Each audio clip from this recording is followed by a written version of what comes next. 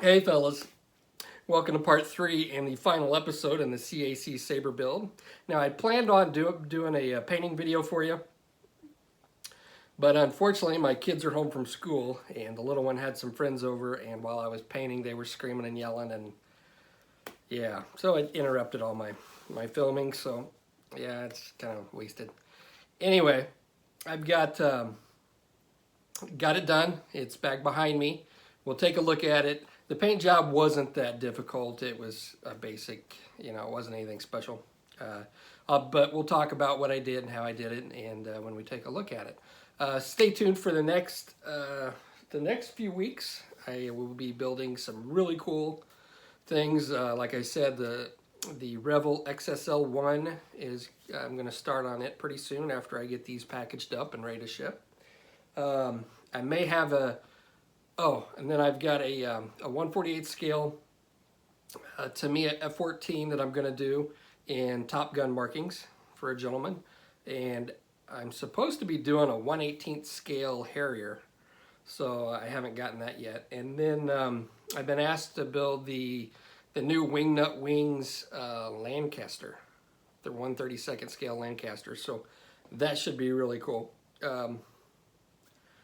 So we should have a fun few weeks, and I'll quit jabbing about that, and let's take a look at the Sabre.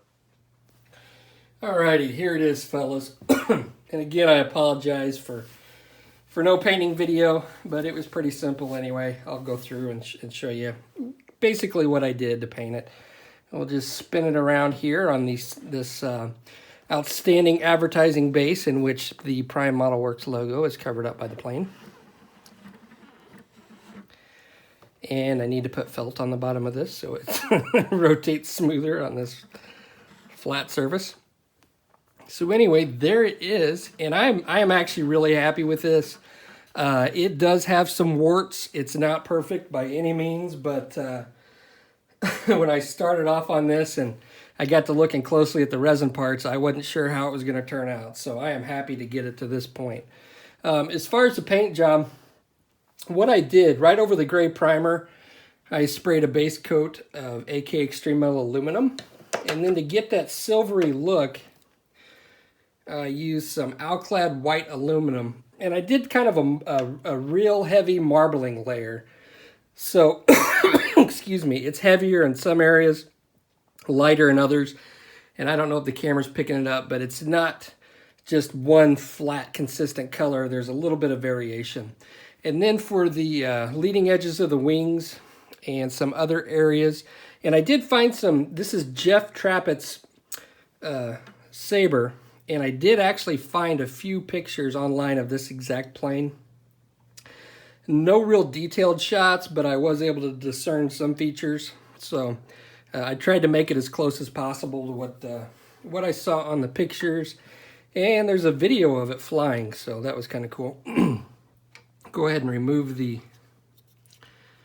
canopy. Get a good look at that. There's a little red light in there, which I thought was kind of cool. So that just sits on top. And then there's a bunch of little bitty things I'm going to take off before I break them. I assume this is some kind of I don't know, maybe a fuel thing where they dump fuel. I'm not sure. And the pitot tube. But we'll pick it up and take a look at it. And when I ended up putting my flat coat on it, I masked off some of these areas where it's supposed to be natural metal. So I left the sheen of the gloss coat on there. And right along here on the at the exhaust area. And just so there's a little bit more variation in it. Other than just like a plain silver plane. Now, for some reason, I had a difficult time figuring out exactly how to mask this based on some reference pictures, mask the black area. And I ended up changing it a couple times and finally got it close. I think I got it pretty darn close. There you can see the inside of the exhaust. You can't see the little turbine that's back in there, which is pretty good because I just painted it black. The landing gear was kind of a pain in the butt. It's white metal landing gear, and it was kind of difficult because it fit right into the resin piece, which you saw how well that was crafted. So I had to do a little bit of cutting and trimming, and I used a lot of 5-minute epoxy on the landing gear to get those to stay. And again, these come off. I'm proud of this. I didn't think I was gonna be able to magnetize these with the little struts on there, but I got her done. But it is pretty solid, and I am pretty happy with this. There's a little bit of a witness right there. You can see it, and I don't know and a couple little witnesses right there that I didn't catch with the primer coat. But then once I put the silver on, I'm like, and I just didn't go back and fix them. They're not real noticeable, but they're there. And that's the issue when you start cutting these things up and doing a bunch of stuff to them. It's really hard, especially on a silver finish, to get everything perfect. As far as the nose is concerned, it's not perfect, but I am really happy with it. When I first sprayed that primer coat on there, it was just like I was looking at the moon in miniature. It was just everywhere. Had speckles and craters, so a lot of work, but I think I made that as best as I could make it. So there we go. I will flash up some pictures. I appreciate you watching, and I will see you on the next episode. See you, fellas.